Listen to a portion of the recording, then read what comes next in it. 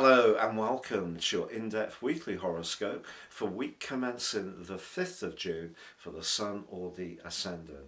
I'm going to share some standout details that we can all relate to, but please stay with me. I will explore in much greater detail each of the 12 zodiac signs from Aries through to Pisces. Now this week begins with the Sun still in the sign of Gemini, but at the end of last week, the moon in Sagittarius was exactly opposite, creating the lunation, the full moon.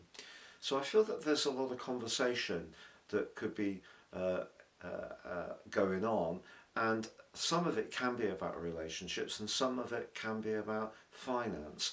And with Venus gliding into Leo for a 4-month occupation also on Monday, that brings that financial and relating dimension sharply into focus. But what does the host of Leo hold for Venus? Well, it's a very grand sign, Leo, but also very warm and is ruled by the Sun.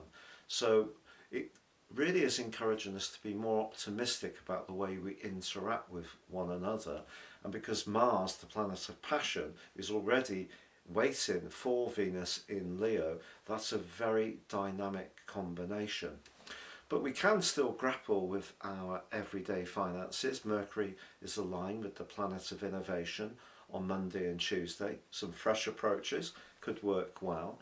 And all week we still have Jupiter and the North Node, the true North Node, in touch within 3 degrees. And that also can bring some things to bear that maybe are related to our past attitudes and even hard work. There could be some rewards that come through and flow through from that combination. But Venus and Jupiter are in a square as this week goes on. That becomes exact on Saturday, and that may make it quite hard to resist anything that's remotely calorific goodie or yummy.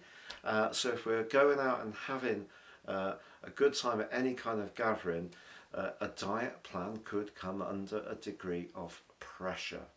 But as this week goes on, there is a beautiful link between Mercury and Neptune. And if you are somebody who really enjoys film or photography or very atmospheric settings, getting out into nature could be very, very pleasing to our senses. However, on Saturday there is a quarter moon in Pisces squaring up with the Sun in Gemini. Just be conscious that there could be a degree of mischief making going around. You know, anyone that we encounter that we don't know very well is probably not the best person to share anything with of a more confidential nature. So important to keep our cards pretty close to our chest. But over the last couple of months, Mercury has been in the sign of Taurus. It entered there on the 4th of April. It went into its pre-retrograde shadow on the 7th, then into the retrograde on the 21st. It emerged from that on the 15th of May, before emerging from the post-retrograde shadow on the 31st of May. So if there has been some sluggishness around communications or thinking concerning finances, I think that should start to really make way as this week draws to a close, because Mercury returns to one of its 2 home signs of Gemini. So we're going to see a speeding up, and that potential to interact more socially from Venus and Mars is really going to have an added component to make it that much more enjoyable and come to life.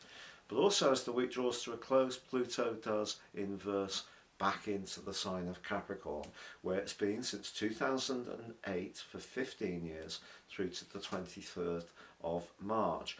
I think this is just pushing us to be as realistic as possible about anything to do with our worldly roles, employment matters, our goals and ambitions. Capricorn's an earth sign, and it asks us to work hard and conform to expectations and well-established norms, whereas Pluto in Aquarius is much more radical. So it's going to be interesting how this plays out over the next months, but particularly through to when Pluto returns to Aquarius on the 21st of January next year. Now, if you're a returning visitor, thank you so much for joining me once more. If you're new here, it's great to have you with us, and I'd be honoured if you would subscribe.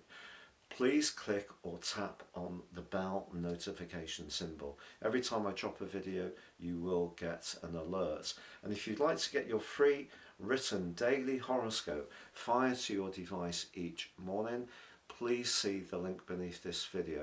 I've been writing these for nearly 3 decades, and it would be really great to connect with you every single day of the week.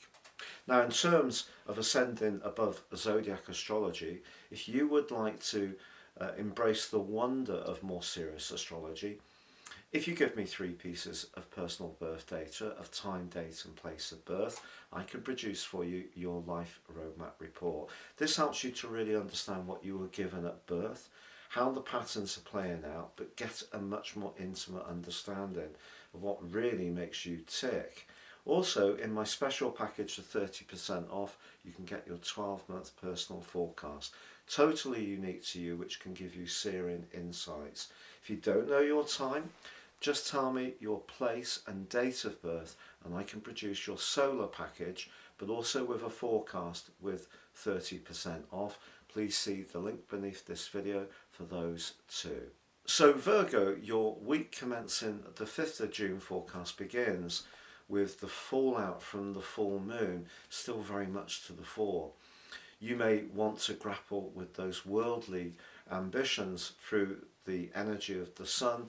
The moon in your 4th house is reminding you of more homely and more emotional and family-based issues.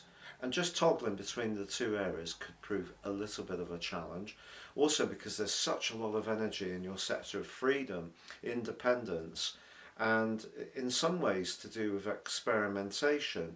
The fact that Venus joins with Mars in your 12th house is really interesting, because if a relationship isn't working so well for you, it is going to be tested right through to the 9th of October. And I think the gathering of energy in the sign of Taurus, your sister Earth sign, especially with Uranus and Jupiter being there. Jupiter can be very much about independence, but Uranus, of course, doesn't like any kind of confinement whatsoever. So I feel that you need lots of stimulation and perhaps a degree of change, perhaps even around your work. And if someone close to you tries to resist something you want to do, that could be something that you find tricky to deal with. Then again, perhaps someone is going to creep up on your senses over the next few months, but in a very quiet and subtle way. Perhaps even a relationship will begin that you may initially want to keep absolutely private between you.